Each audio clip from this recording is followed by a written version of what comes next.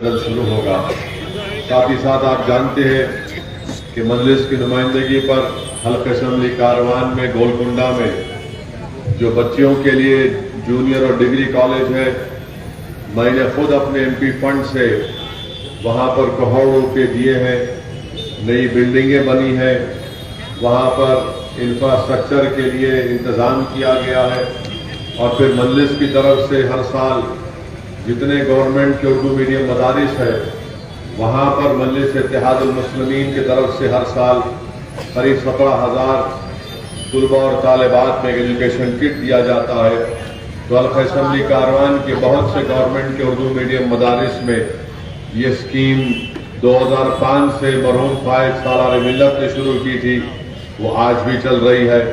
تو مختلف طریقے سے کوشش یہی کی جا رہی ہے کہ حلقہ اسمبلی کاروان کے عوام کو فائدہ پہنچ سکے۔ آسرا پینشن ہو، اس میں کئی نام منظور کروائے گئے۔ پھر آپ دیکھتے ہیں کہ شادی مبارک کے چیک بہت سے، میرے خیال سے ہزاروں کی تعداد میں کاروان میں یہاں پر مستحق لوگوں کو شادی مبارک کا چیک اور کلیان لکشمی کا بھی چیک دیا گیا۔ دلت بندھو کی اسکیم تھی، ابھی بھی ہے، تو اس میں بھی مجلس اتحاد المسلمین نے بڑے شفاف اور صاف ستھرے طریقے سے ہمارے دلت بھائیوں کو دلت بندھو اسکیم میں ان کے نام کو دلوا کر ان کو منظوری بھی دلوائی۔ تو میرے عزیز دوستوں اور بزرگوں، میری آپ تمام سے گزارش ہے کہ 30 نومبر کے دن آپ مجلس اتحاد المسلمین کے حق میں اپنا ووٹ دے کر مجلس کو کامیاب کریں۔ اور آج آپ دیکھتے ہیں کہ مجلس کی کوششوں اور کاوشوں کا نتیجہ ہے کہ پچھلے 9 سال سے تلنگانہ ہو یا حیدرآباد ہمارا شہر ہو، یہاں پر کوئی فساد نہیں ہوا۔ یہاں پر بھائی چارگی کا ایک ماحول ہے، ہر کوئی اپنے اپنے مذہب کے تہوار کو خوشی سے اور پرامن طریقے سے منا رہا ہے۔ اور ایک مثال سرزمین حیدرآباد کی عوام نے پیش کی کہ آج سے چند مہینے پہلے ایک ہی دن میں میلاد النبی کا جلوس اور گنیش تہوار کا جلوس بھی ایک ہی دن آ گیا۔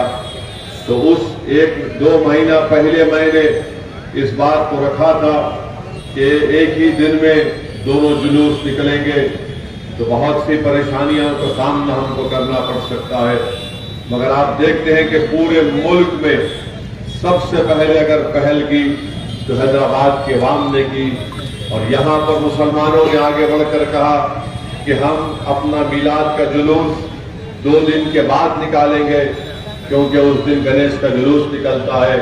یہ ایک ایسی مثال ہم نے قائم کی بھائی چارگی کی، شہر کے امن کو مضبوط کرنے کی۔ اس میں بھی مجلس اتحاد المسلمین نے اپنا رول ادا کیا ہے۔ تو میری تمام کاروان کے رائے دہندوں سے، کاروان کی عوام سے، کاروان کے بزرگوں سے، نوجوانوں سے اپیل ہے کہ آپ اپنا ایک ووٹ مجلس کے حق میں استعمال کریں۔ یقیناً بی جے پی ہے، اور بی جے پی کا وجود صرف فرقہ پرستی پر اور نفرت کی سیاست کو پھیلانے پر بی جے پی یہی کام کرتی آئی ہے۔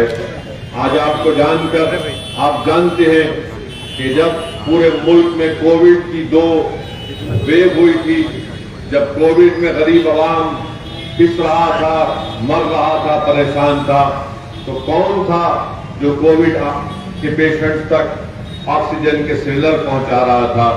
وہ مجلس اتحاد المسلمین کے اراکین تھے۔ وہ کون سی پارٹی کے ذمہ دار لوگ تھے؟ جب غریب اپنا کاروبار بند کر کے بھوک اور فاقے پر گزارنے پر مجبور ہو چکا تھا، تو اس وقت مجلس کے لوگ راشن کی کٹ، فوڈ کٹ غریب لوگوں تک پہنچانے کی کوشش کر رہے تھے۔ مجلس اتحاد المسلمین نے جو کووڈ کے دوران میں خدمات انجام دی، وہ کسی سیاسی پارٹی نے انجام نہیں دی۔ بلا لحاظ مذہب و ملت مجلس نے کام کیا۔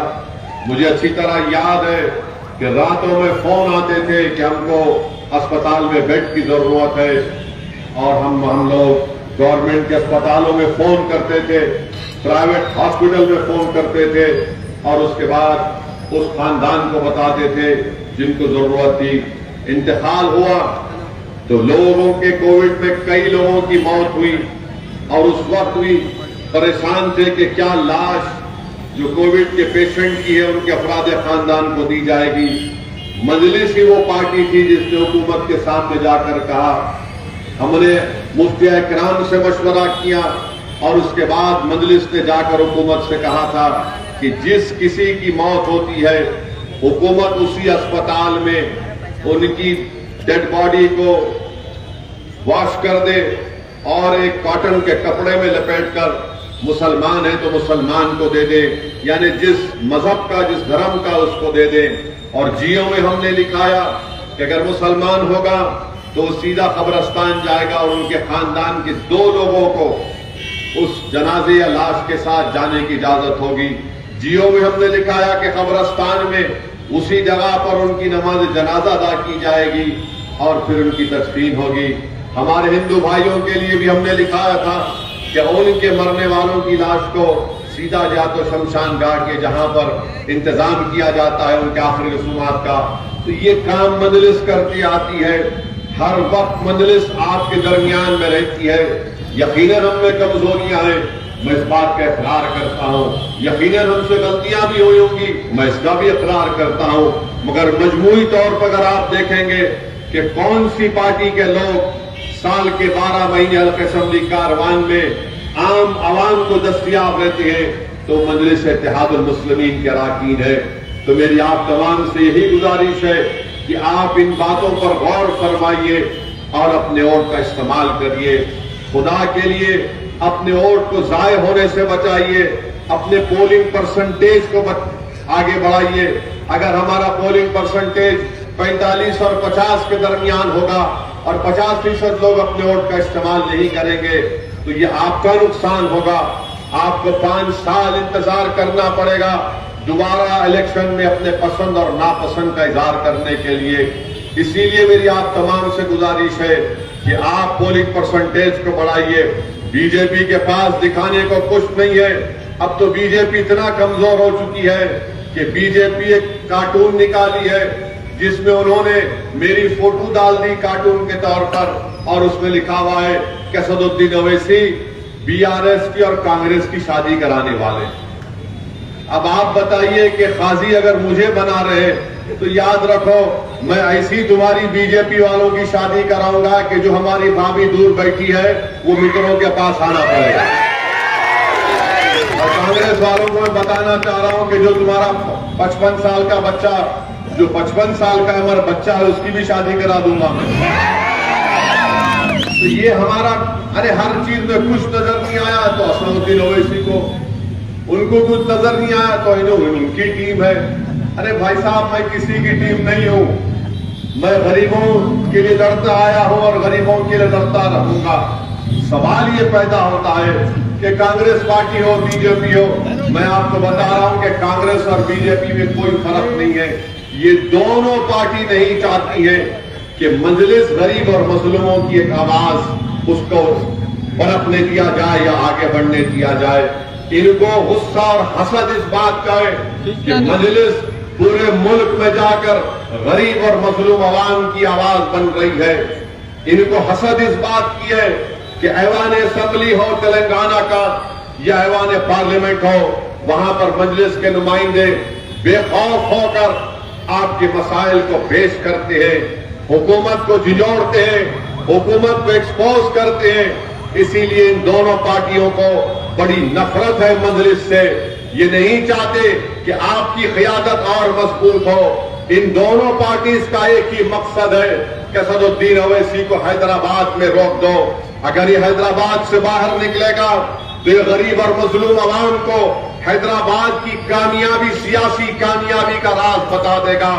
اگر وہ حیدرآباد سے باہر نکلے گا تو حیدرآباد میں مجلس کی جو قیادت نے غریب اور مظلوم عوام کے لیے جو کارنامے انجام دیے وہ مجبور کر دے گا بی جے پی اور کانگریس کو مثبت اقدامات کرنے کے لیے، کیونکہ بی جے پی ہو یا کانگریس ہو ان کا مقصد ایک ہی ہے کہ صرف ان کو ووٹ دیا جائے اور عوام کو صرف جھوٹے دلاسے دیا جائے۔ کبھی نیشنلزم کا نام لے کر ڈرایا جاتا ہے تو کبھی بھی کانگریس سیکولرزم کی موت کا نام لے کر ڈراتی ہے۔ تو میری آپ سے گزارش ہے کہ آپ کی پارٹی مجلس ہے، بلا لحاظ مذہب ملت مجلس کام کرتی آئی ہے، تو میری آپ تمام سے اپیل ہے کہ 30 نومبر کے دن آپ اپنے ایک اکاؤنٹ کا صحیح استعمال کریے، بٹن کے نشان پر بٹن دبا کر اپنی جماعت کو کامیاب کریے۔